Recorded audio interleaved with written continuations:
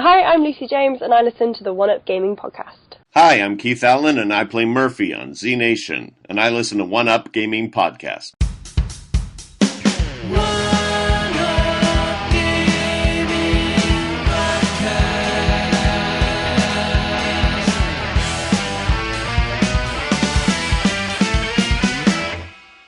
It's the One Up Gaming podcast, hosted by David, Sean, and Zach. And we're here, it's One Up Gaming, it's me David, it's Zach, and it's episode 180 of the One Up Gaming podcast. Yeah. Woo! That sounds like there was more than one person then. I was going for like sort of a semi-large studio audience or something. You should have just said... That didn't sound like did that sound wrong?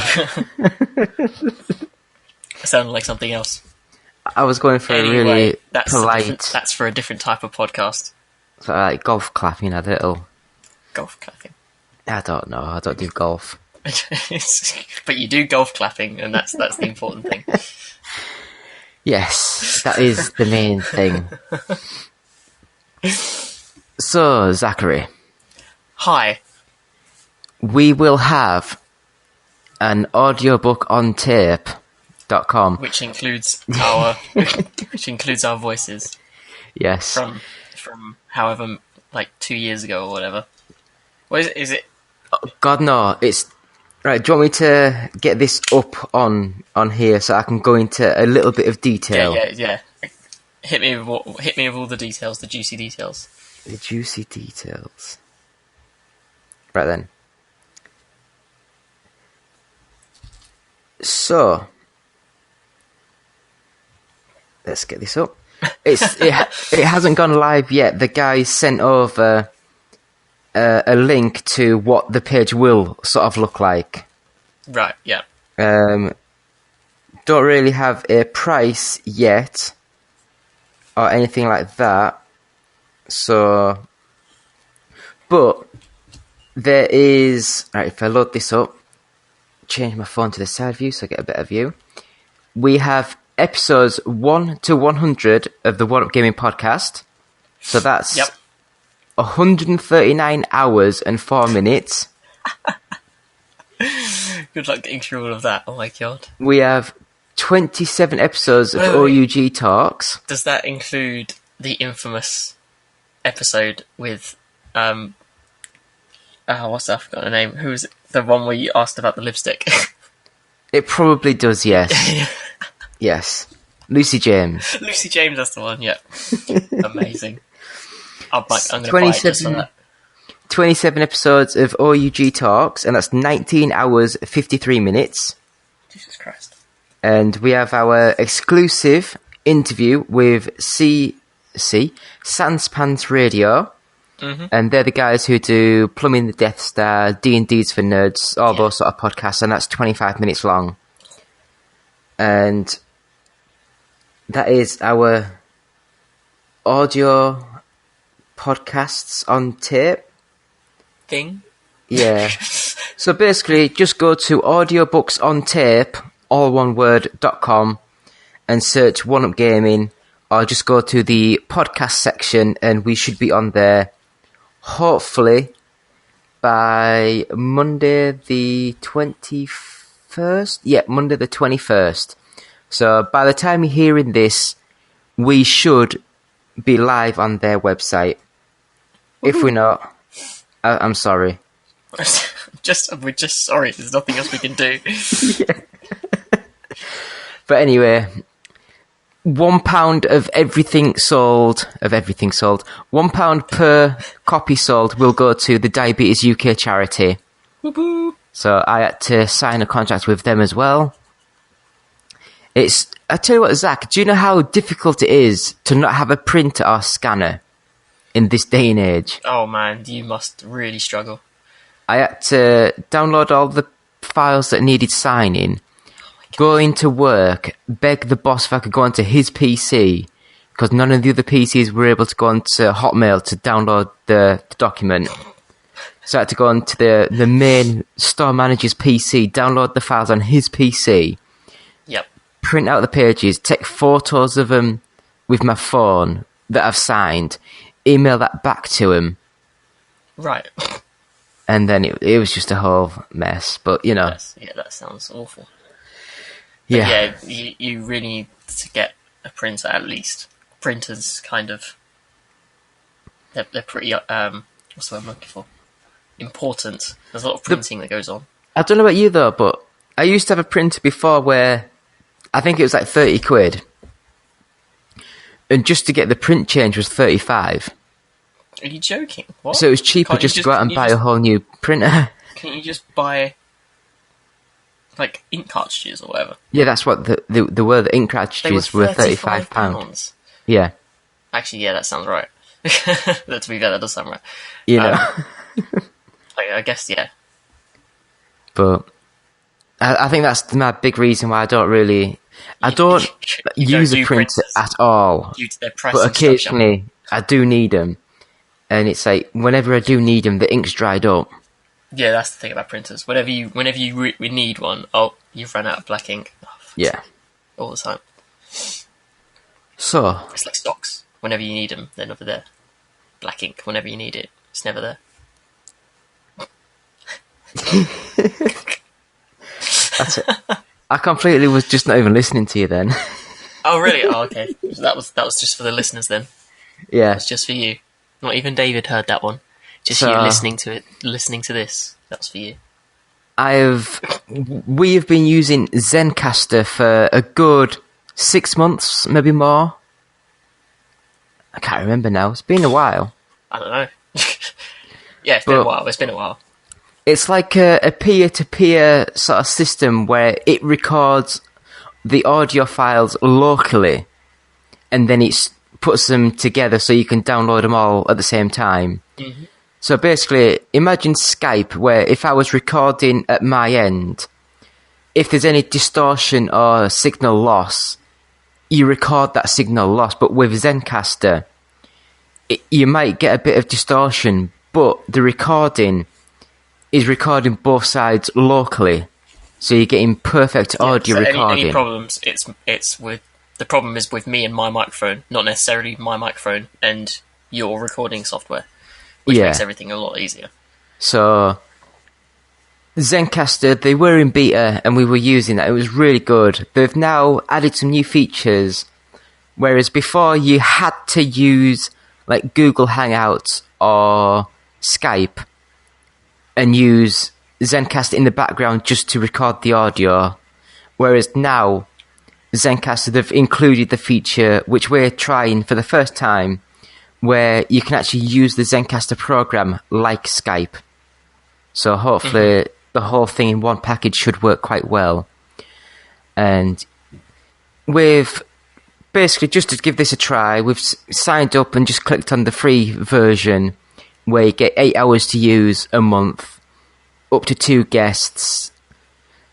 So we're going to give this a go, see if this works.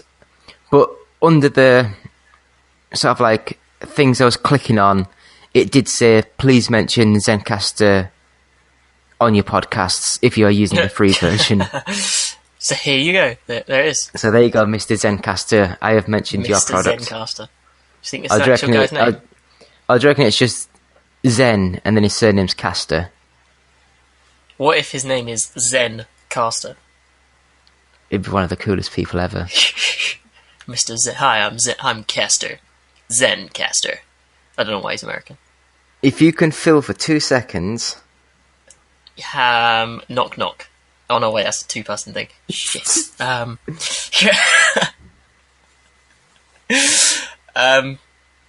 not very good at filling.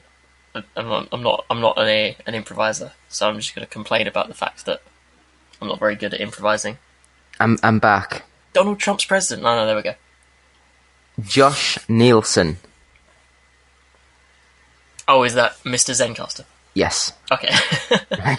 Oh, that's the person who emailed me anyway. Oh, okay. So Representative it's either... of Mr. Zencaster. Yeah. So I don't know who that is. But anyway. It's a service we've used. It's worked perfectly fine. I always like to make a recording as a backup just in case, because you never know with technology.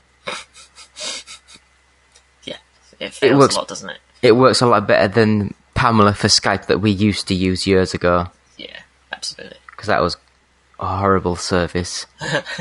It'd have the little red blinking light saying it's recording, and then you'd stop, and then it'd just say, No. "No, I wasn't recording. I was just, you know." Tricked you. Hey. The amount of 3 hours we've lost. It's got to be heartbreaking.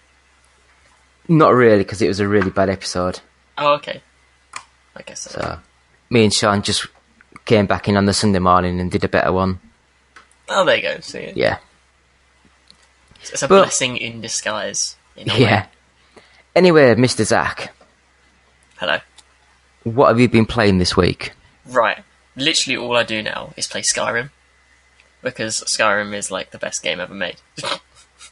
So it's been re-released on like all the modern day consoles. And because I'm a console shit muncher, I bought it again for the third time. Console shit muncher. Yeah, console shit muncher. Okay. I mean, but the reason I use that term is because I spent £35 on Skyrim for I bought this the third time I bought it now. Yet, if I have it on PC, which I do, you get the free upgrade. Well, you get it free. So, I'm like, just getting messed by the system. I've just been like robbed of £35, completely legitimately. Does that make sense? Yes, it does, yes. Yeah. Anyway, but because it's just the easiest game to play, and you get to fight dragons, and you get to Fusro people off of mountains and stuff. That's just literally the only game I need in my life, so that's all I play now. And it's fantastic. Now, I never got into Skyrim. Oh, okay, yeah. I bought it. Mhm. And I walked... Did you play 5 minutes of it, then go, it's shit, and then leave it? I walked around, which Yeah. seemed like very narrow walkways through a forest. And I got to like a temple sort of thing. It looked like a big well. And then I got told to go somewhere else. I walked further down a little corridor. And I thought it was meant to be a big open world, not these little corridors. And I just turned it off. What game did you... Are you joking? What? You can go in Skyrim, you can go anywhere you want, right? It's an open map. It's a free map. I guess I didn't even get past the tutorial. So, the tutorial, when it starts, you're a prisoner who's about to get beheaded. Yeah? I've no idea. I can't remember. When did it come out? 4 years ago? No, it came out 2011, 5 years ago. Yeah, so that's when I played it. Yeah. So, when you for like start, 20 minutes. you're a prisoner who's about to get beheaded, and then you get rescued by... You don't get rescued by a dragon. A dragon attacks and inadvertently saves you from being beheaded. And then you have to run away from it. And then, yeah, in that tutorial, there's like a half-hour tutorial. Can you actually skip the cutscene? Because I cannot remember that. No, you can't. You have to watch it. I have no idea then. That sucks. What's scary is I actually remember the intro bit for Elder Scrolls 4. Oh, okay, yeah. Where you're in the I remember prison that as well, cell yeah. and you go through the tunnels underground and Yeah. come outside. I remember I guess that. I think because Skyrim basically does the exact same thing. It's Right. less hard-hitting the second time you do it. Yeah. Plus, in the first one, like, or not in the first one, in Oblivion, you're just standing in this prison cell, and then the Emperor comes to visit you. That's pretty memorable, to be fair. To be fair, he doesn't come to visit you. He comes No, to... he comes to escape. Yeah. I mean, You happen to be in the cell that's got Yeah. the little doorway. yeah, exactly. And then Patrick Stewart, isn't it? Who voices the Emperor. It's like the worst. It's the worst. voice Isn't acting. there someone that's Sean Bean one of them? John Bean is Martin Septim, he's the saviour. You go rescue him from can't remember. a city which is like been overrun by demons and stuff. I didn't like that game either. You didn't like Oblivion? Oh my god. To be No. fair, I only played it. That was like the first game I ever played when the 360 came out. I went to someone's house and they went, "Here's Oblivion." Put a controller in my hand and then just went, "Just do it." And I did it, and I was blown away. I was like mind blown over and over and over again. That would have been 2005, 2006, I think. So I would have been about 12. I don't know. It's, with that one, I wasn't that impressed with it because I used to love Elder Scrolls 3 on the original Xbox. Oh, I see. Yeah, I never played that one. When I played that, yes, it looked nice and shiny, but it was so basic and simple compared. Yeah, I remember. I know that was it Morrowind, the third one? Yes, yeah. Yeah, from what I hear and what I've seen of it, it's got like a much heavier fantasy element to it. There's like, can't you like fast travel on giant monsters or something? You can travel from city to city. I can't remember. like these it's about 15 years ago, isn't giant it? floating bug things that you can go up to them and you ride them around the world or something. Which in itself is crazier than anything in Oblivion, I think. I mean, I was enjoying Oblivion until I went into one of the where you go into that. I guess it's the Oblivion Gate or whatever. The Oblivion Gates, yeah. And I went in that, and it was just all horrible, just hitting people, and the combat was so bad. Yeah, it's a little clunky, isn't it? It's the same with Skyrim as well. It's kind of serviceable. They haven't really changed much over the years, have they? No, they haven't. Absolutely not.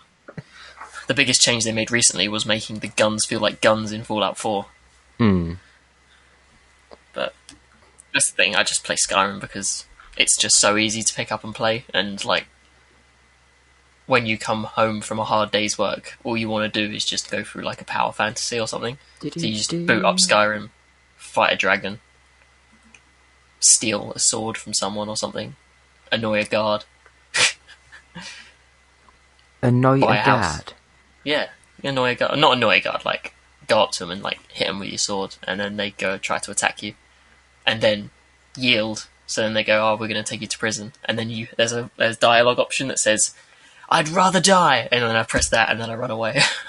I have all these guards chasing me. It's really funny. That's just wrong. In fact, I kind of broke the game's kind of story in a way. For like Skyrim's version of the Fighters Guild, they have like a secret lair where the leaders of the guild meet, and when you do a few quests, you rather quickly become promoted to be allowed to go into this secret chamber. And I kind of accidentally, I don't know how it worked, but the guards were attacking me I remember it being for no reason. They kind of just glitched out a little bit. And I was like, "Oh, I know, I'll go to the secret temple because they're not supposed to be in there." And I went in there, and when they followed me in there, and we were running around in this little thing, and then randomly they stopped chasing me, and they just stand there now. So whenever I go there to visit, there's just lots of guards standing there in this secret room. And I'm like, it's not a secret room anymore, is it? It's just guards kind of chilling out in this place. And see, it's just things like that make me laugh and make me love Skyrim even more, because it's so. Yeah, they say it's like what's the phrase? As wide as an ocean, as deep as a puddle, or something. There's just so much in it, but it's also shallow, and it can all be kind of broken in a little way. But I find that fun, and that's why I love Skyrim. Sounds interesting. It is. It really is. And then there's you can dragon shout people and send them flying, basically like a force push. And that's endlessly entertaining. And like you see in video games where there's the classic problem of when you have NPCs following you and then they block paths and stuff. You can just force shout them and they fly out of the way, and then they just stand up and go, "Oh, okay," because they know they kind of deserved it because they were blocking a door. Skyrim, best game. Anything else other than Skyrim, or is that it? That is it. Yeah, that's all I've been playing. Just Skyrim. I rewatched the Matrix trilogy the other day. What did you think? I thought, is there another part to that question, or just what did you think? Yeah, what do you think to the Matrix trilogy? Matrix 1 is like an amazing film. Matrix 2 is like, it's okay. It kind of floats between really cool at points, and then some of the fight scenes are really bad. The fight scene where he fights like 6 trillion Agent Smiths in the courtyard isn't very good. It doesn't stand up much anymore. Yeah, the CG looks really bad. Yeah, the CG looks really bad. And it's really jarring going from CG to real characters, because they do it happens so much, and it feels awful. And then the third one, the less you say about the third one, the better, to be honest. So Matrix 1 is great. Absolutely fantastic. Can't get enough of it. I have the very unpopular opinion. I like it the opposite way around. Oh no! The third one is just so like... You know what it does? It abandons everything that made the Matrix great, and then just goes for full-on, just standard sci-fi. I think that's why I liked it, because I thought the Matrix, the first one, was too slow and ponderous. Okay. To be fair, I'll give you that, actually. Like, if you just judge it as a sci-fi film, the third one actually kind of stands up really well, because the whole, like, the Machine City fight, or the Zion fight, with all the humans in their big robot suits, it's actually quite cool. And the CG there is much better than the CG in the fight scenes. I don't understand why. But yeah, when you go into the third Matrix film, you're not there because you want to see machines fighting men in machines. You're there because you want to see Neo like slow motion punch someone in the face, and you don't really get that, to be honest. I think the third one's more enjoyable than the second one. The second one is... You know what the second one is? The second one is a trailer for the third film. That's what it is.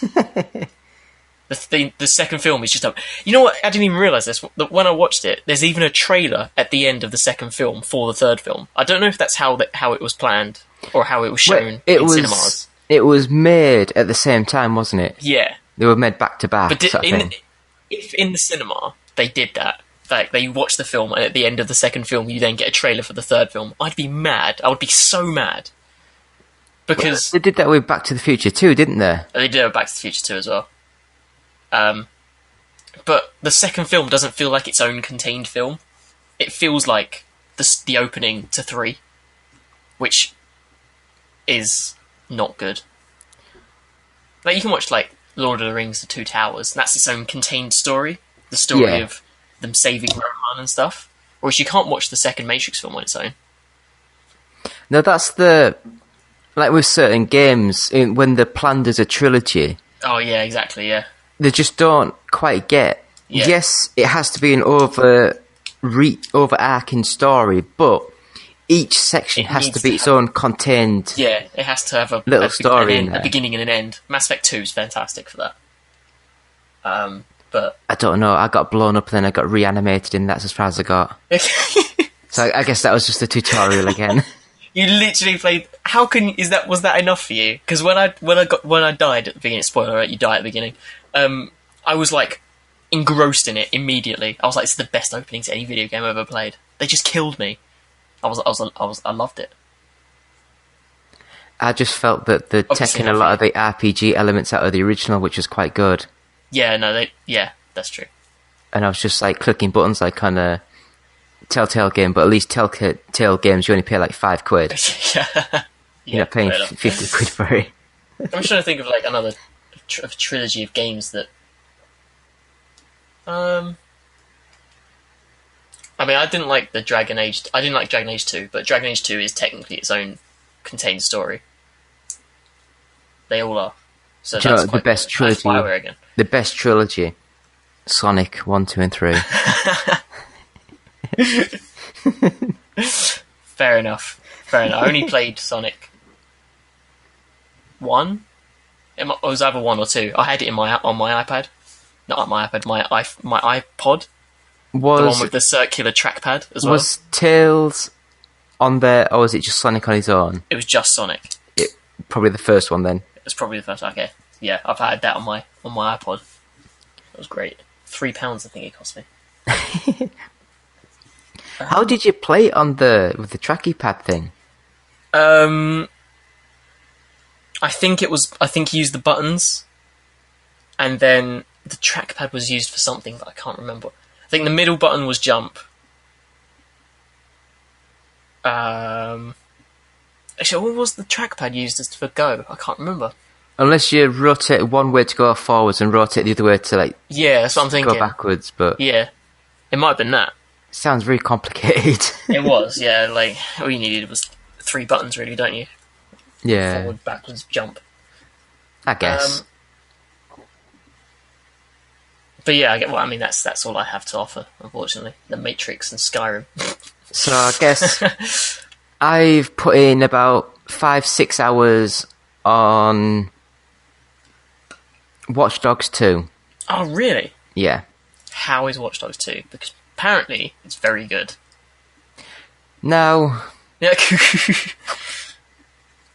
it Well, it must seems be. to have been... It's a good start so far because you haven't played 10 minutes and just not played it again. I which is unlike nearly it. just turned it off on the second Oh, room. really? Okay. Oh god, yeah. It seems to have been developed by the same people who do the Assassin's Creed games. The character movement is appalling. Oh, really? It sort of sticks to things, walks into things, just has no control over things, and So that's odd because I really liked. I think one of my favourite things about Watch Dogs. It's going to sound so stupid, but I really liked the way that Aiden Pierce moved. Like when he was standing, he had his hands in his pockets or whatever. His walking animation was really good.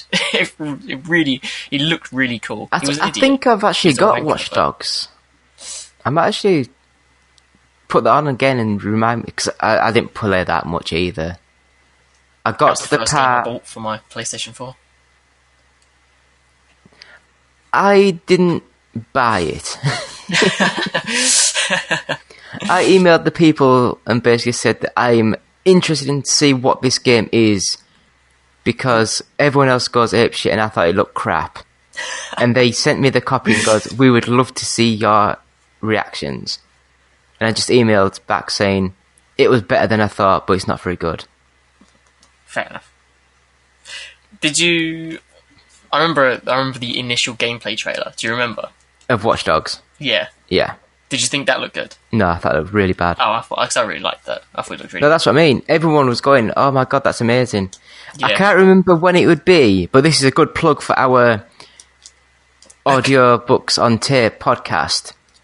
Somewhere within that, everyone's going apeshit about it, and I was like, it doesn't look very good. So... But yeah, Watch Dogs 2. Continue. Yeah, I like it better because of the upgrading colour. Yeah, they look like they tried to inject some character because Watch Dogs 1. I hate the characters. Yeah, I thought Your you might. hacking team. 'Cause they're like millennials, aren't they? Not. They are. Well, they aren't there's actually one millennials, guy but with they're a- annoying. There's one guy that's got like a stupid face mask on that's drunk and eating, but he doesn't take the face mask off. Oh yeah. How the hell are you meant to... I don't know. I just don't know. It's just there to annoy me. Yeah. But Fair enough. the driving seems okay. The camera's a driving bit was loose awful behind. in Watch Dogs. It was so bad. Do you know, like on Grand Theft Auto, where when you're driving, the camera's basically snapped behind like a real racing game? Yeah. This one, it's behind the car, but if you accidentally hit the sort of the right stick that's the view, it doesn't really snap back behind you, so you're like, Oh, so it stays like skew. yeah, and I don't you like sort of like drive along trying to work out how to get it back, and you're crashing. It's just so annoying. I guess they've done that because you'll be when you're driving, you at the same time be trying to hack things quickly as you're going past them and stuff. Yes, Yeah, so because as you're I guess that's a driving, design choice. Yeah, you can hack other cars, nick people's money, yeah. hack roadworks, hack the lights. Can you still like blow up water mains and stuff? Yes, And the bollards come out of the ground. yes. Yeah, that was cool. Traffic lights, that was cool. Well, when you say hack, you press the triangle Yeah, button. I mean, hack's a generous word, isn't it? Yes, very It's generous. very generous. You activate, if anything. So, Can you imagine if, like... Because there was a game that came out recently, a couple of months ago, on Steam, where the game is... It teaches you a series of commands, and then you, like, you're in this, like, cyberpunk world, where you're hacking into other people's computers to steal their money, but these screens just all text. There's no, like, graphics, really. Can you imagine if, like, in Watch Dogs, every time you wanted to hack something, like, you had to have a keyboard and then type out a series of commands? That would be... I don't know if I'd like that or hate that. I can't remember what that game was called. I don't know, but do you know what There was another one called Quadrilateral Cowboy, where there was a similar thing where you were supposed to break into houses through like vents and stuff, and you had a little computer and then you had to type in commands to activate things, and that seems quite cool, but I never played it.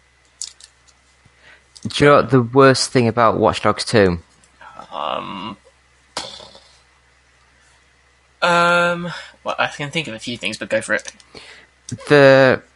As you're loading the game up, play through the training mission, get into the group, and then the titles come on saying that this city OS or whatever, they're all nicking people's personal information and the government's selling it off and this, that, the other. Mm-hmm. And your group that you're in, you have released an app into the world, and with everyone that downloads it, you get their information and their more processing power to do stuff. And so basically, you're doing the exact same thing as what the bad guys are doing. Yeah. You know, so you're just using that their kind of information. That in Watch Dogs, when it was like, well, I guess no, not the same, because in Watch Dogs you're not fighting anyone really. You're just being a dick. Someone Like, killed my next niece. You could just steal money from random people. You do It's that like- on this. You can do that on that, but if you've got like an agenda against the government and then you're stealing other people's money, it's like pot calling the kettle black in it. So that's basically all I've got to say about Watch Dogs 2. So I want to talk about the PlayStation VR and some games. Oh, I saw you put some pictures up of you playing it. I saw. Well, my brother did. Oh, your brother did, yeah. I couldn't see a thing. So, How is it? if you've got a pen and paper or just something you can quickly type some game names on, I will go through a list of games. Okay. I will read out 3 or 4 games that I want to talk about quickly, and then you can pick a few games that you want to know more information about. Okay. Right. Hang on. Let me find some kind of. So, as we wait for Zach to find a bit of paper and a pen, we will get some talk of the PlayStation VR headset. Yes. Contracts.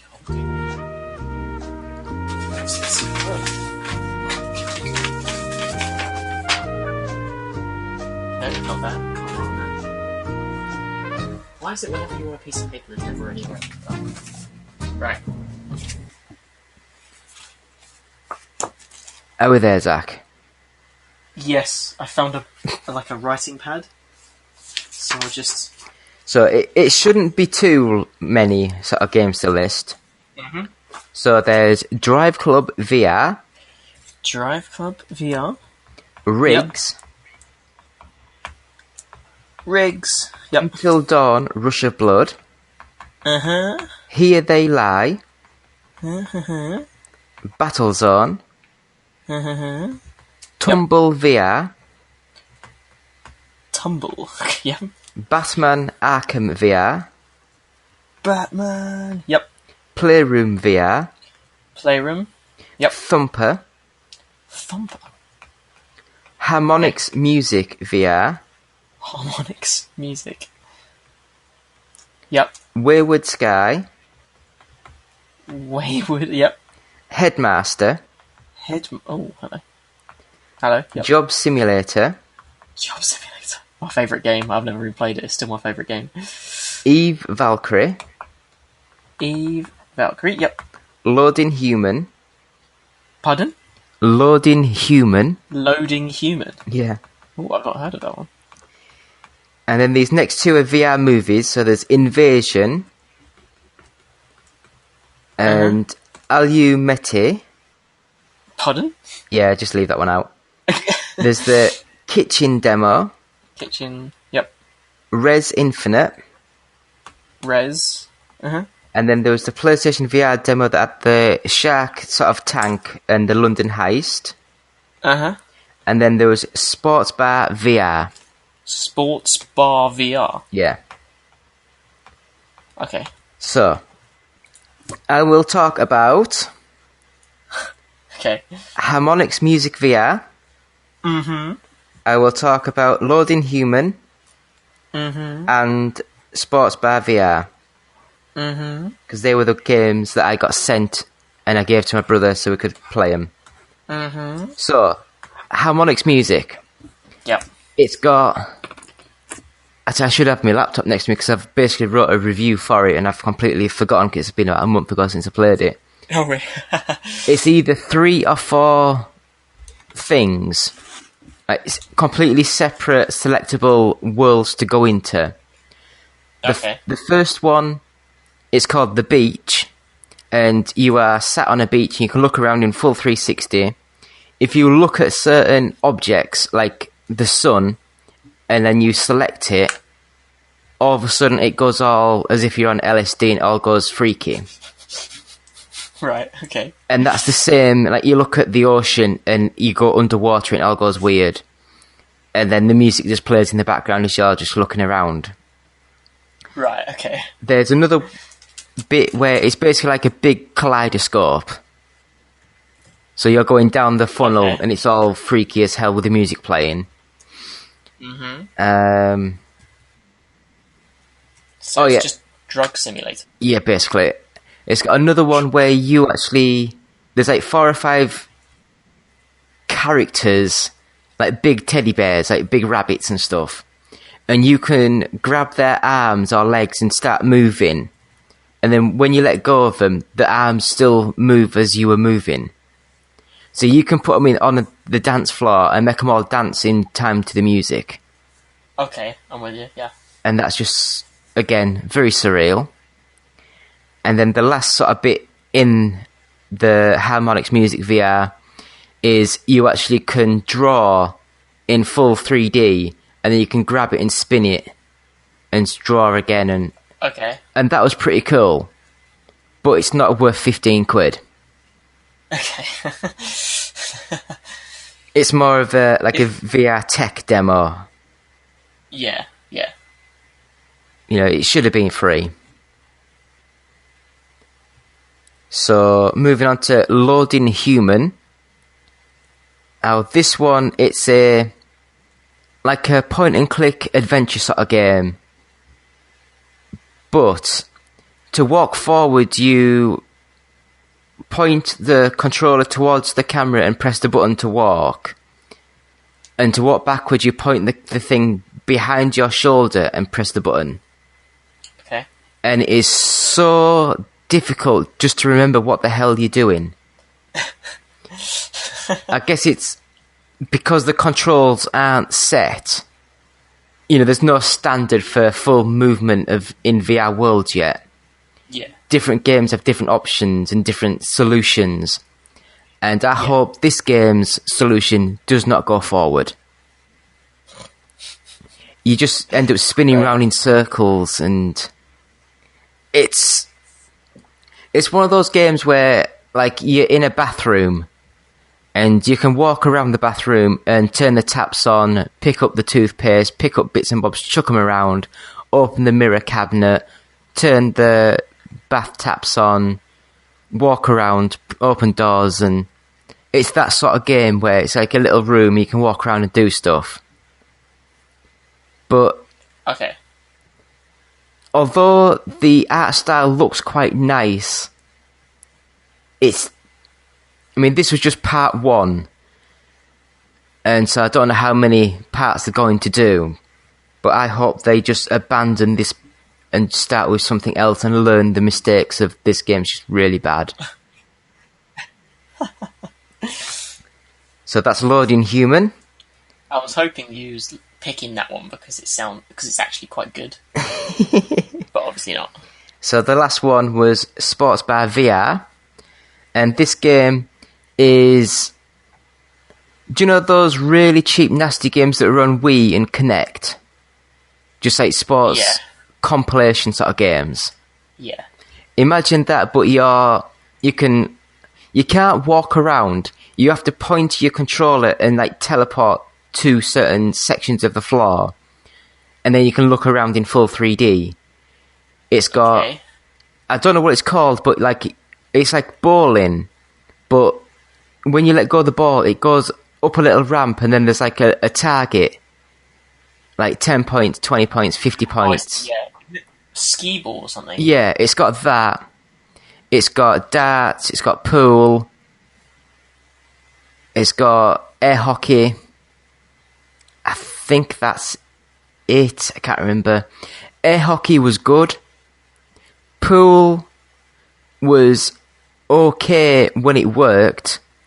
But because you have to hold the trigger on the Move controller, move the other Move controller back for the power, and then because if you went anywhere near your helmet, which has got lights on, and then the lights on the balls of the controllers, that all of a sudden you went into like as if like your character's having a big like epileptic sort of seizure.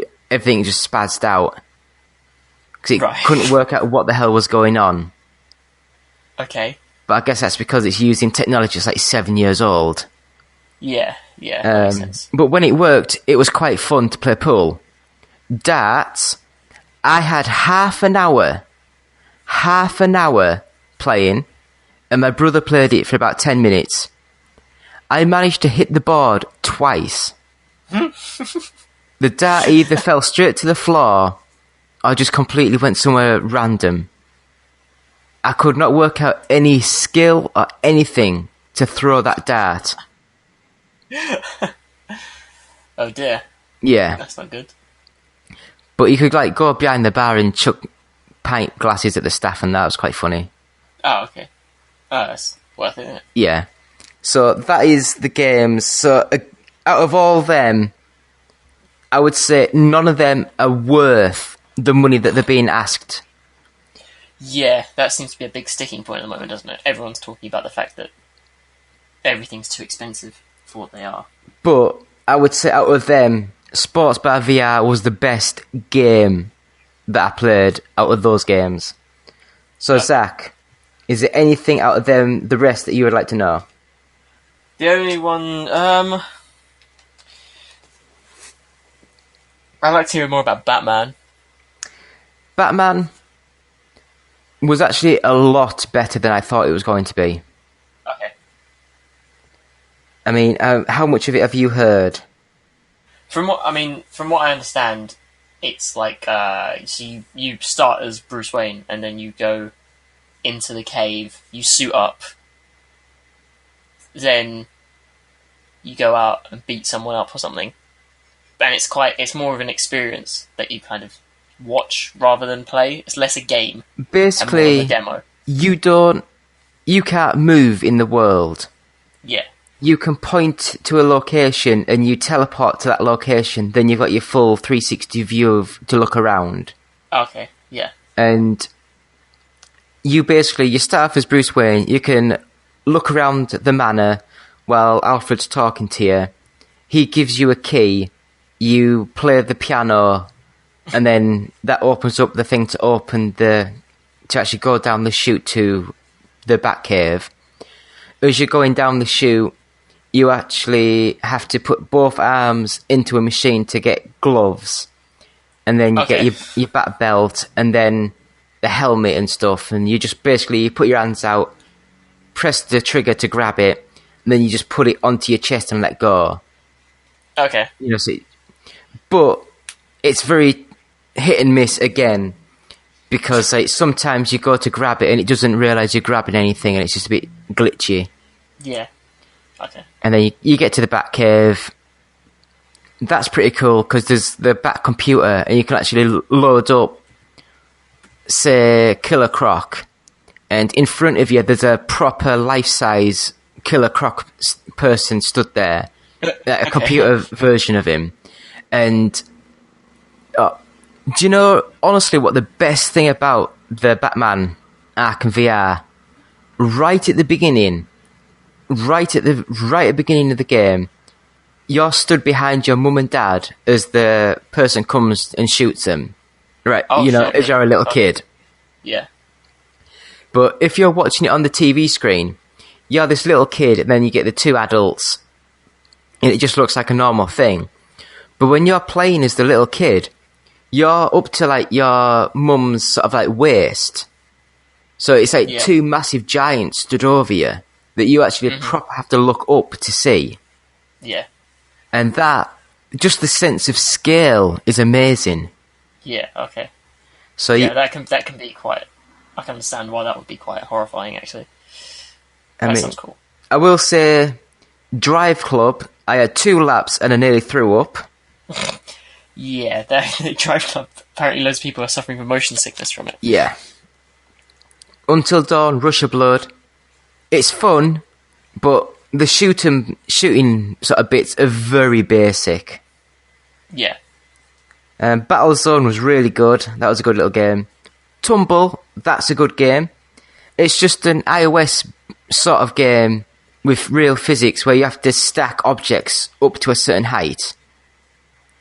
But because it's you're in a real 3D sort of space, as you're lifting stuff up, you can actually move in like forwards, backwards, left and right, up and down, and that's quite fun.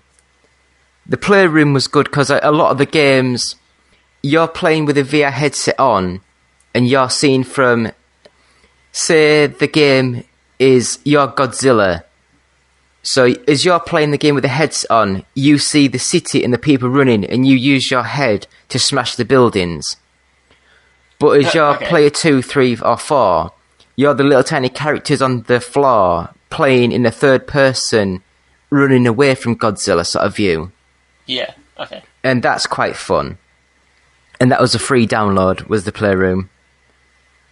Thumper, my brother hated, but I got so addicted to it. Okay. Imagine the sort of aesthetic of Wipeout, but it's a rhythm action game. Okay. So you're on a set path, you can't move left or right. And in time with the music, you either have to hold the trigger down or press the button in time with the music to what's going on screen. And it's like a proper fast racing game, but it's so good. I love that. Headmaster was probably the best game that I played. And again, it's just such a simple concept.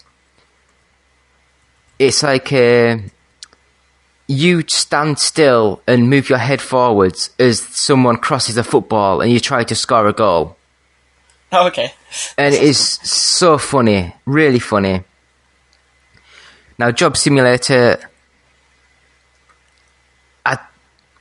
it felt as though you were very tightly enclosed within the table and desk.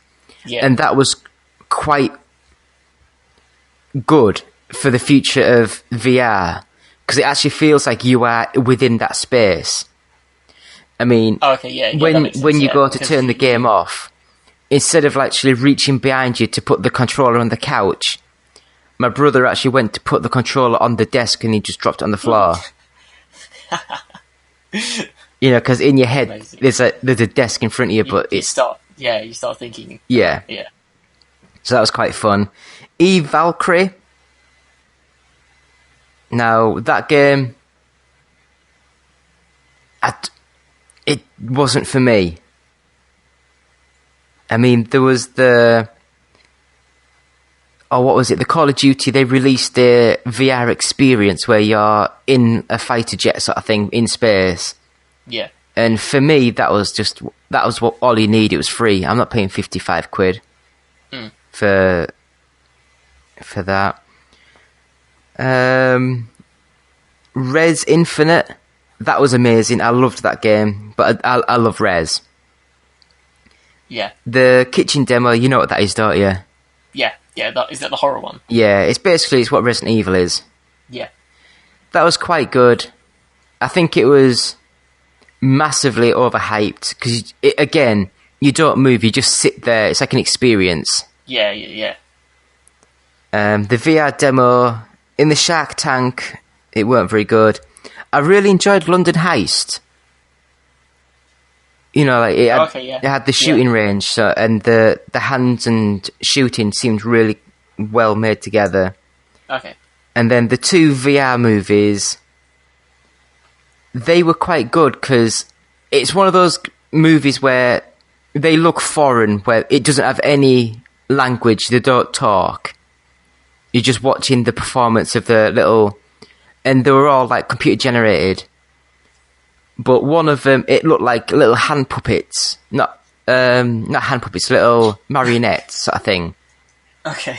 And when you're watching it without the headset and just watching the TV, it looked just like a normal, cheap, cartoony sort of movie. But when you had the headset on, you could actually literally lean forward and go around. You could see round corners of the walls and stuff. Oh, okay. And that was really cool to see. Where on the TV, there's these like 3mm high characters, but in the headset, you can lean right forward and they fill the full screen. Yeah, okay. You know, so... And then there's Riggs. I really enjoyed that as a first-person game. The mech one? Yeah. There's Here They Lie. That was good, because it's one of those psychological horror sort of games. It's like a walking simulator, but as you're walking, like, imagine like you're walking down a tunnel, then all of a sudden it all goes black, then as the lights come back on, it's completely changed. Oh, okay, yeah. And so that was really fun, especially with your headset on. It freaks with your mind a bit. That's basically it. But I will just say, the PlayStation VR headset technology, oh my god, it is so cheap and nasty. Yeah, that's the trade-off, isn't it? They made it affordable, but... You say that thing is not worth £350. No. This is going to sound bad, but I have a headset that costs £6 that you put your mobile phone into. Yeah.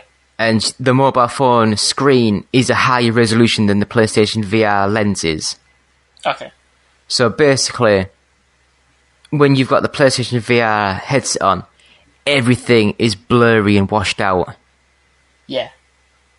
You know, and yes, the technology is pretty cool, but then I'd wait for version 2, 3, maybe 4. You know, when they actually get the technology. Yes. PlayStation VR 2. Yes. Play 2 VR. If they don't do it, they'll make it compatible with like the Vive, because they've like the Oculus. They're doing a version 2, aren't they? I think they've done multiple. I think they're on version 3 now. No, they did the ones prototypes, and then they launched with the third one, which was the first retail one. And now they're saying that they're getting ready to start production of the version 2. So I mean, that's only been out 6 months or whatever. Yeah. So I mean, I don't know if that'll be out next year. So is that what's that like going to be like every year and a half a new version? Oh, I don't know if that would be like sustainable. Do you think that would be sustainable? Having to drop maybe like, not. But the problem is, technology moves that fast. Yeah. It's like phones. It's like, well, people don't need a phone every 6 months, but there's a new one out every 6 months. Yeah, then you can do monthly plans and stuff. Yeah, I know, but with these, it's like if you've got PlayStation VR, £100 Especially, Oculus is 600 quid. Oculus is 300, isn't it? Oculus... Is it the Vive that's 600 Oculus quid? is 500 and Vive's 650 or 700. It's a lot of money. I know, it's really crazy. And there isn't even that many games for it yet, really. No, all of them... How many times do you think you could replay Batman or...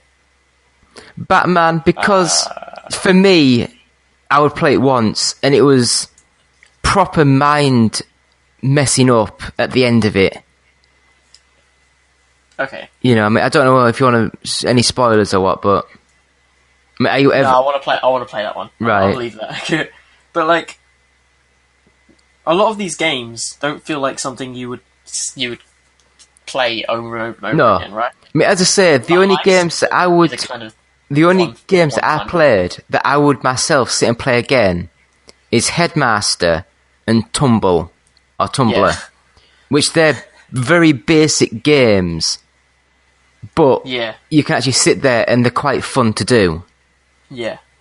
And whereas all these so-called, like Batman, where you stand there, once you've done what it wants you to do, there's no point going back. That kind of loses it, yeah. But they've added loads of Riddler challenges, but I don't care about any of that. Oh yeah, no. Once you've done the basic game, that's it. Yeah. So that is my experience with PlayStation VR. Anyone want me one for Christmas? Don't bother. I will say one thing though. My girlfriend was like, "Oh, do you want one for Christmas?" Like, no, I'll just wait until next year and get me the Nintendo Switch. And so, you hate Nintendo? I was like, yeah, but I'd rather have a full console for the same price than just a crappy little headset. Yeah, absolutely. So, I think that will do for this week's podcast. Before we go, we have an interview with, I'm going to get his name wrong, but it's Chris Molini, and he's the sole developer of Blast Brawl 2, and that'll run for nearly half an hour or so. So, is there anything you'd like to say, Zach, before we go?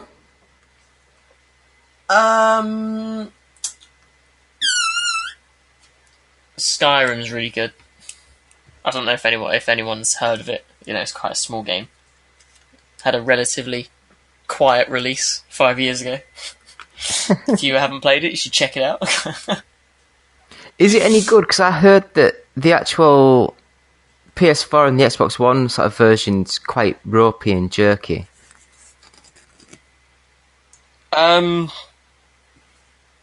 What, in terms of technically, or just frame rate and resolution, just not meant to be great. It doesn't look great, to be honest, compared to the screenshots that were shown at E3. Oh yeah, it doesn't. They definitely were running them on extreme high-end PC on PCs, yeah, and then scaled it down for PS4 and Xbox One. They're okay. I've not had much problems with. Oh no, it crashes a lot. I have to say, I've had 5 or 6 crashes with it since it came out, which isn't really acceptable. At most, I'm willing to accept 1 crash, but it really shouldn't crash the amount of times it has done. Apart from that, I don't remember there being any big frame rate drops, so it's okay. It's a decent upgrade. Is it worth the money? And considering you can get it free on PC. Is it worth 35 quid? I don't think it's worth 35 quid, to be honest. But I bought it, so I guess a product is worth what you're willing to pay for it. But I think it would probably have been better for about 25. I think 35 is pushing it a little bit. It's a shame there was no way that they could sort of check your any save history or whatever, or anything with your username and let you have it for 20 quid or something. Yeah. Well, like I said, they did it for Steam as a free update. Because but that's less work. They have to make it again for a console generation from the ground up, basically. No, they don't. Yeah, because they would have changed. Porting from PlayStation 3 to PlayStation 4 isn't a copy and paste job, is it? They're two different consoles. Well, no. that They'd work have just used the PC code. Oh yeah, they could. Because they're all just running x86 they're chips. PCs now, aren't they? Yeah. Fair enough. Yeah. So I don't think it's worth £35, but I'm the idiot when I bought it day one, so Day one. I pre-ordered it. Hey. Why did you pre-order it? Because I wanted it so badly. Yeah, the thing is, you could have gone to the shop anyway and bought it even without pre-ordering. Yeah, but then I have to go to a shop. Like, I could just come back from work and it's through my postbox. Yeah. Episode 180. Thank you, Zach. We're ending it on that sour note. We will be back next week. So I will chat to whoever's on then. So thanks, Zach. It's alright. And we'll end with our interview with Chris. So thank you all. Episode 180, the One Up Gaming Podcast. Lovely to see you. Bye-bye. Do you have trouble sleeping? Tossing and turning all night? Nothing you do seems to help. You're not getting your recommended 6 to 8 hours of sleep each night. Well, now there's a solution. Now there's Fat Cat Fly. With Fat Cat Fly, you'll easily get the sleep that you deserve. Download for free on the iOS App Store, and you're guaranteed to get a good night's sleep with very few side effects, as you help a fluffy kitty eat all the junk food that he wants. Side effects may include sleeplessness and desire for cheeseburgers if erection lasts more than 5 hours. See a physician. Try Fat Cat Fly today. Visit facebook.com/fatcatfly because you deserve a better life. And before we go to the break, I just wanted to mention that we have a competition. If you would like to win Gurumin 3D for the 3DS. Now this is like a full 3D action role-playing game. I think it's like maybe an old-fashioned sort of Final Fantasy sort of style game, but in full 3D for the 3DS. We have got a code to give away for a European sort of like enabled device.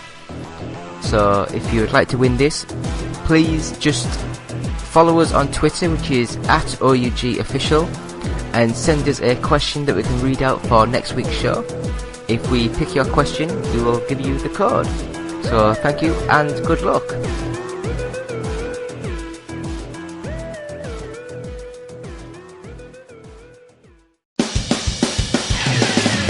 OUG Talks, yeah, OUG Talks.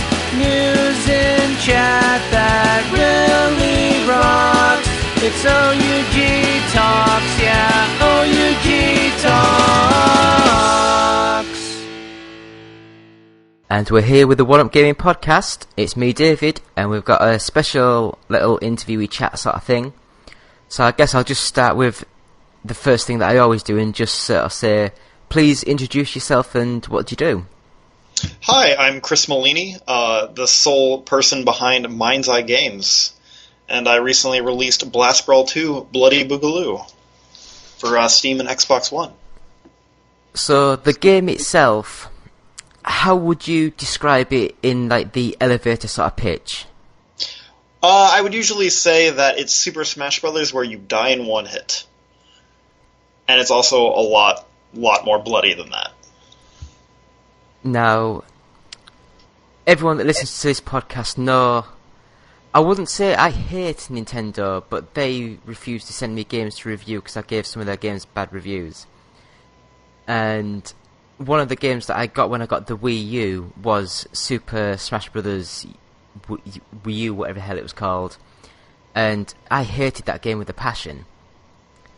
And so when you're saying that the game is like Smash Brothers but with one hit kill, now I remember a game on the original PlayStation, was it Tenchu? Where it's like a one-on-one samurai fighting game. I think that's Bushido Blade. Oh, is it Bushido Blade? Because I think Tenchu is a stealth series. Yes, you are correct. Yeah, and I loved that game so much just because like, you could be like running around the level for minutes and minutes, or you could just hit them once and within a second and they're dead. So I like that concept And I will say, I've had a quick go at the Blast Brawl 2, and for me, although the graphical sort of, well, not graphical style, but the side-on view is very Smash Brothers, the game itself, I would not say it plays anything like Smash Brothers. It's a lot faster, more fluid, and then when you just have the one-hit sort of kill mechanic, I think it's a lot better, because Smash Brothers, I hit the meters where it goes up to like 250% damage. Like, well, that doesn't make sense. You know, just let me kill them, you know?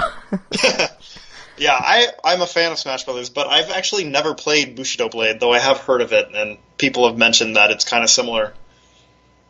I actually started working on Blast Brawl 2 after seeing this game called Samurai Gun, which is very similar, but it had just one character type, and I basically saw it, thought it was cool, but I wanted to add lots of different characters with different abilities, and it kind of grew from that idea.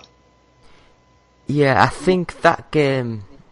Was it also a multiplayer sort of focused game? Yeah, it was a local multiplayer game. I actually saw Giant Bomb doing, Let's Look. Yeah, I thought it was really... I think we got that to review, and unfortunately there was no one online, and it was very hard to sort of play. Yeah, I think that actually... I don't know if it has online or not, but I think it's local only as well. That's the big problem with these games, is, they're really fun in parties, but I know that most people don't have the ability to, play with a group of friends. Yeah, so there's a lot of the Xbox One, some of the indie sort of stuff, a lot of them, some of the 8-player sort of focused games, they're amazing when you go to events and you got a crowd of people. But, I mean, I live with just myself and my girlfriend, and she doesn't play games, so... Yeah, I was at PAX East in Boston earlier this year, and everybody was loving it, but you can't really recreate that in your home for most people. So, getting back to your game, you say you're the sole developer. Yep, coder and artist. That's pretty sweet, so you don't have to share the check with anyone else. Yep, thanks, man. So, I guess with this being called Blast Brawl 2, there was an original game. Kind of.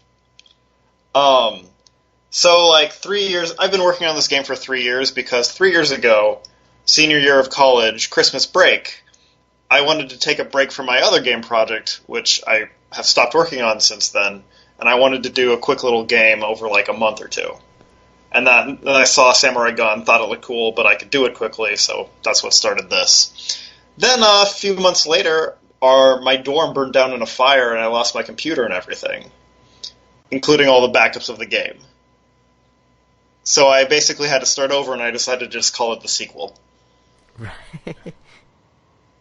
So I know a lot of these sort of games just start off as Flash sort of games, and then they get a proper remake, sort of redo on.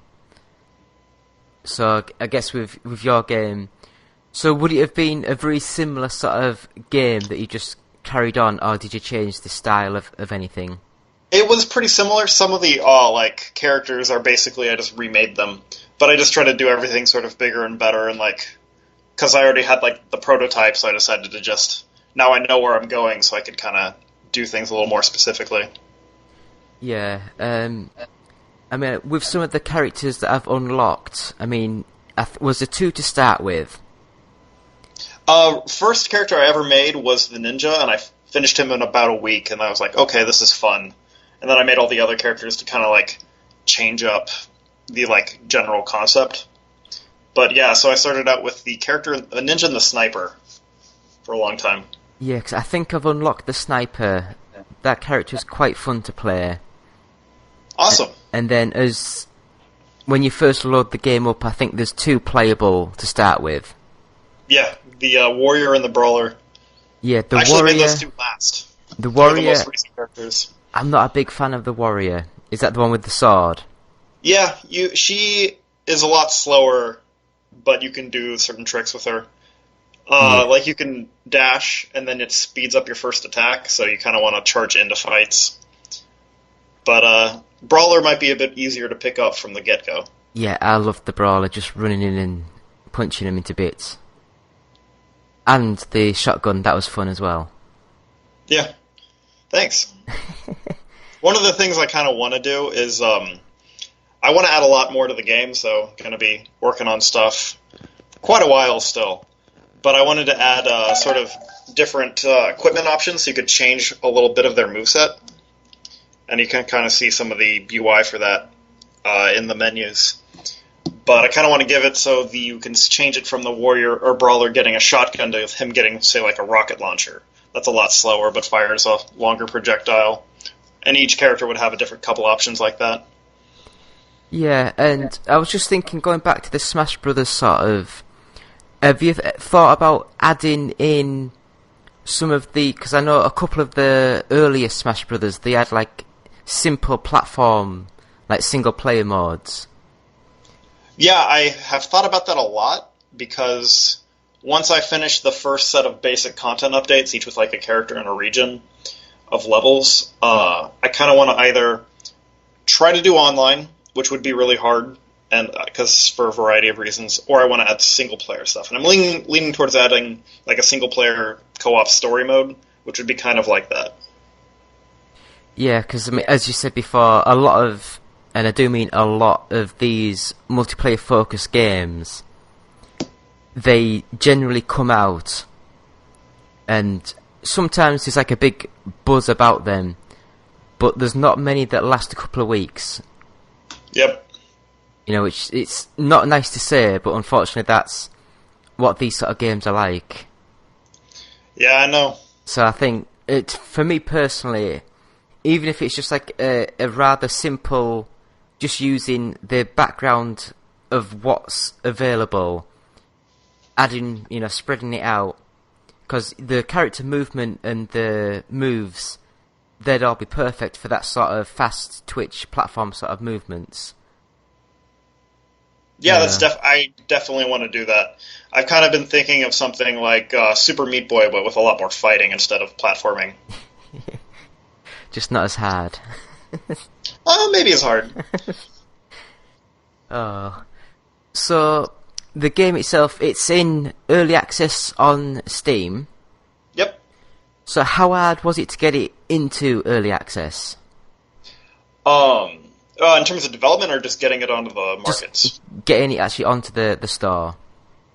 Greenlight was actually fairly easy for me. I just sort of, I basically just had it up, and then after a certain point, they reached out to me. I don't know if there's like a specific algorithm they use where it's automated, or if they just sort of like browse the games that have votes. But Steam just sort of reached out to me once I was on Greenlight, and they let me onto the store. Xbox was a lot more involved process, and I had to do an application and send them a build of the game. But once I got that all figured out, they sort of helped me get on board pretty quickly. So, will you be doing the updates for both Xbox and PC at the same time? Yep. This Wednesday, so the 16th, I'm actually going to be submitting the build to Microsoft for approval. Because that's kind of the bottleneck. I have to make sure it passes their certification process every time I do a change. And I'm not sure, but I could have sworn Microsoft said with the launch of the Xbox One, they were no longer charging for updates. Is that correct? I think so. Uh-oh.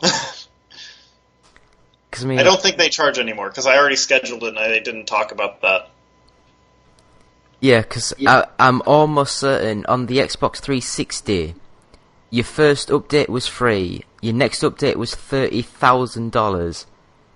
Oh, I hope they don't still do that. And I know that they've have the game preview system, which kind of implies a lot of updates.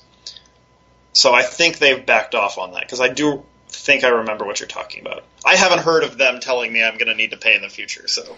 Yeah, I think it was because Sony, they didn't charge, but at the time Microsoft were the dominating sort of like console, but now they've had to backtrack on a lot of their sort of policies. Well, if that happens, I guess I will just have a very behind Xbox version and Right. We'll cross that bridge when we come to that. I don't think they still do that. Yeah, I'm almost certain that was one of the things they announced, that they were going to scrap the pay to do the updates. Yeah, because that's kind of stupid, but... I mean, I can understand from their point of view, it's like, we want you to release the game finished, and we give you the first update for free in case something is bust. And they also have to pay the people who do all the testing for each update. Yeah. So I guess they just folded that into the general console teams. So, at the moment, what is within the game itself? What is included if someone buys it today? Right now, it is definitely intended to be a party game. So you really, if you want to get the full experience out of it, you should really have a group of friends you're playing with. Because you might find it a little sparse if you just try to do stuff single player. So there's currently 7 different characters that are all very different, very powerful and cool once you get to know how to use them. And then there's a bunch of different levels for you to fight your friends on. There's also a single player and co-op wave mode where you fight a bunch of really intense enemies to a pretty rockin' soundtrack, if I do say so myself. Yes, I was quite surprised at how good the soundtrack was. Yeah, I've reached out to a bunch of people who do synthwave, which is like kind of 80s style synth movie soundtrack inspired stuff. And I actually managed to get a lot of them to put their tracks in the game, and you can check them out in the menus and sort of see a list of all their stuff and get links to their other music if you want to listen to. And I will say that the somewhat sparse and simple intro was quite funny. Thanks. You know? So I pulled you into the game just so you know what's going on. Yeah, I got some complaints that people didn't really understand the backstory, so hopefully if I do single-player stuff, I can add little cinematics in the levels, kind of the same style. Yeah, so who is your favourite character to play as? Probably the ninja. I mean, it's been the one that I've played for the longest by far, and he's just very responsive. So if you know what you're doing, you can pretty much do anything in the game with him. And who's the worst? I think they're all pretty good. I am the worst with the pirate. Right. Because like I say, I will be putting a lot more time into it. I've just come back off a week's holiday, so... Oh, nice. Yeah, get your friends together if you can. Yeah, it'd be quite fun to get around and just kill people. It's always fun. So, is there any sort of dates in mind where the game would be what you would call finished? I'm hoping to get 4 different updates out, hopefully taking about a month with each, and I'm pretty much done with the first one. After that, I will probably tackle story mode levels. And I don't really know how long that will take me, because I'd like to add a series of, probably about 10 levels per region and maybe a couple of bosses. So that'll take a lot of work. So hopefully next year it'll be done. Sounds good. Because from what I've played, I am very interested to see where the game sort of goes moving forward, because I honestly do think the movement of the characters and the physicality of the one-hit kills is perfect. And as I say, I'd just like to see where the game builds up and what new things are added to extend the game's life. I have a particular vision. I really hope I can do it, because if I can, it'd be really cool. I kind of want to make it like a Metroidvania where you fight bosses and go through different levels and stuff, but with Super Meat Boy style levels that are sort of quick and visceral.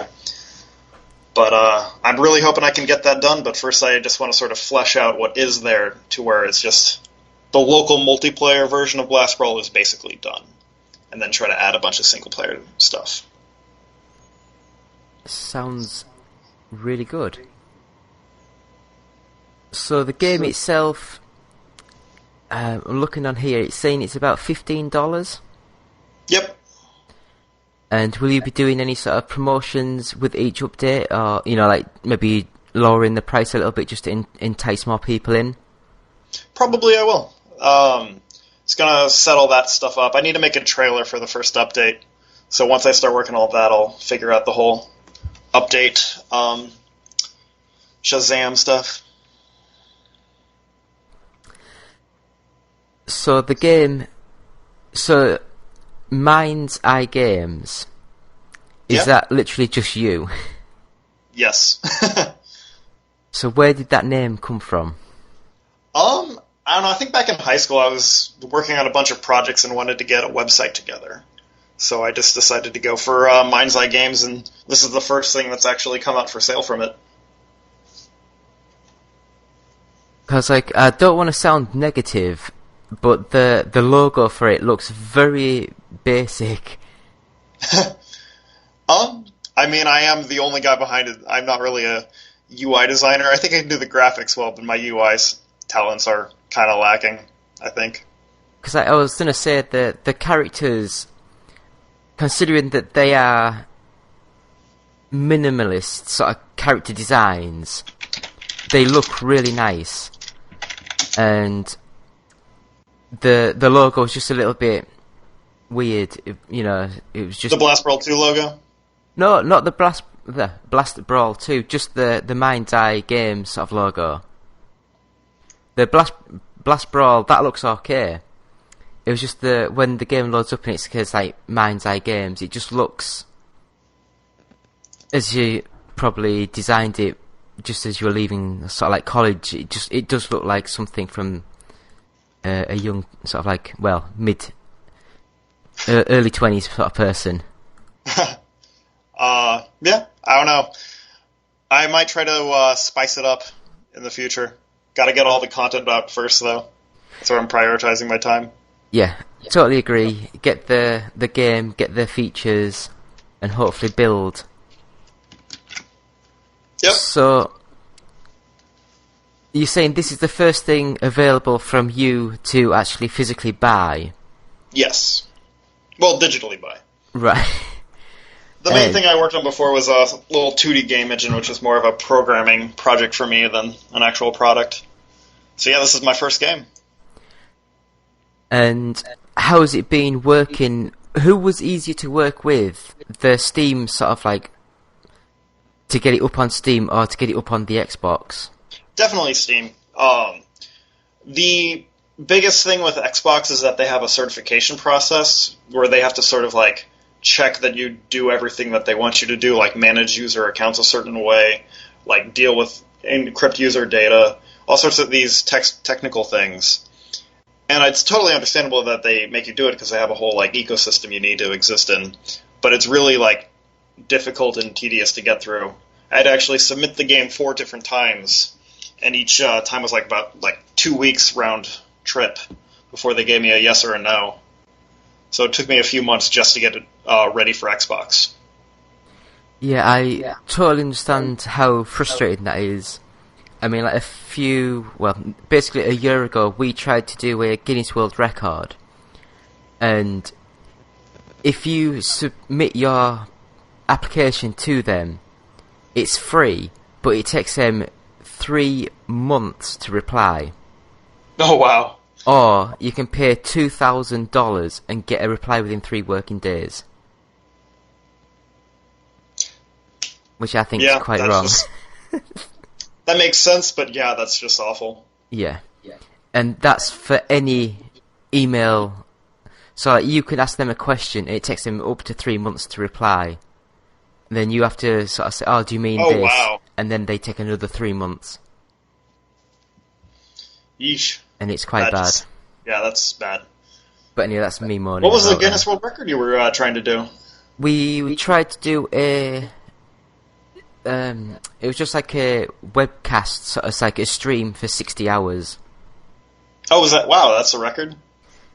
At the time, the record was 30 hours. We did 55, but by the time we emailed them all the documents, and then they emailed us back, it's now like 100 and some hours. Then, like, guys were, I assume, taking turns, like, it's longest stream with a person? Wow, that's really long. How it worked, we went to a Sega studio in London, and they allowed us to have one of their rooms for the weekend for free. And I basically got in, I had to leave Glasgow, fly down to London. So I had no sleep the night before because I was packing up all the equipment. Got down to London in the morning, managed to get to the Sega studio, set everything up for about 3 o'clock in the afternoon. The rest of the team turned up about 6 o'clock in the evening, and we went live at 8 o'clock in that evening. And we went right the way through. The rest of the team left, and I was there on my own until about 3 o'clock Sunday morning. Oh, wow. And I just sort of, I can't do this anymore. I was just, I can't describe how, I literally had about 6 coffees in a row and I still couldn't keep my eyes open. Oh my gosh. You know, so I was really I would bad. not have made it, like, half as long. I can't pull all-nighters. I mean, it sounded quite good being in there, but it was winter and there was no heating in the evening, so it was absolutely freezing. We had our coats on, and it was so bad. Dang. Next and time, then you didn't get the world record? That's really unfortunate.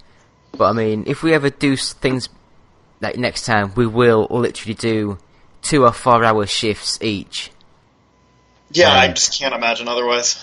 But yeah, I mean, there's bits on our YouTube channel where I'm sat there on my own. I've just do an interview with someone over Skype, so someone to keep me mind occupied. And then I finish that, and then I start playing a game. And you can just see me in the corner, just literally sat up, and I just keep falling asleep every few seconds. And it was nasty.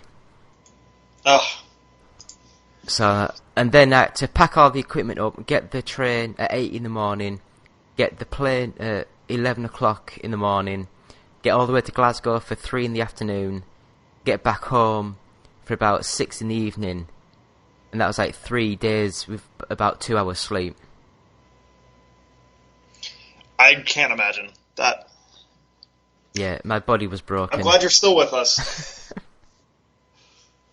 But yeah, it's fun. I love doing things like that. It's all for charity at the end of the day. Nice. So, anyway, less about me. So, Blast Brawl 2, Bloody Boogaloo. Yep. That's a great name. It took me a long time to come up with one. I honestly, thought about it for weeks, and I was like, yeah, I'll just make a joke about sequelitis. And it just went from there. So, the game is available to buy now on both Steam Early Access and the Xbox One. Yep. But, as you say, they are still Early Access, and you will be updating the game as moving forward. Yes. So, it would be nice if people go out there and buy the game, but please don't shout and rave that it's only got so many levels or so many characters. It is still Early Access, and it will get expanded. More stuff to do will be added to it over time. Yeah, because I was reading some... I mean, to me, it's... People should be doing previews, but I've read some reviews and they're just saying, you know, it doesn't have enough content, it doesn't have this, it's Early Access, it's not the finished game. It's different if the game comes out in a finished state and it doesn't have all the features needed. But that's just me. Yeah, well, I hope that they'll take a second look once other stuff comes out. But yeah, I just want to make a fun game that people like. And I've been happy overall with the response, because I think most people have been saying, despite the lack of content, if that's a problem, that they still like the game, so I feel pretty good about that. And you have to thank whoever you got to do the PR, you know, to send out, to sort of say the game's available and to send out review codes, things like that. Because when I was talking to them, they were basically saying that you're the greatest developer going at the moment. I don't know about that, but yeah, no, Novi, they've been really great to work with, and I've been happy with what they've been up to. Yeah. And I blush every time I read them say stuff like that. No, but I mean, it's one of those things where you do have to big yourself up, otherwise other people won't. I don't know, I'm bad at selling myself. I always have been. So hopefully the game will get a good audience on the sort of like Twitch sort of streams, because I do think this sort of game, the fast, frantic sort of gameplay, is perfect for that sort of viewing. Yeah, I hope people play it and like it. So I will say thank you so much for your time. It's been half an hour. Yeah, And thank you for having me on. it's not a problem. So thank you so much. And people, please go out and buy Chris's game. I recommend it. But yeah, thanks. Have a good rest of your Saturday. Thank you. Same to you. Hey guys, Justin here. I just wanted to say that I've been thinking about you. I've been thinking about you a lot. Yes, you in particular. In that way. And I wanted to say, I think you're great. I've always said that about you. And I was wondering, if you think we're great, if you could give us a quick rating on iTunes, we'd really appreciate it. It would really, really help us out in that, podcasty sort of way. And if you're feeling particularly festive, perhaps even a little saucy, maybe stop by our Patreon page at www.patreon.com/OUG and see if you can't slip a few bucks our way. After all, every little penny or whatever space money they use in Europe helps out the show. Thanks for listening. OUG Gaming will always be free, but with your support, we can always move forward and always be better.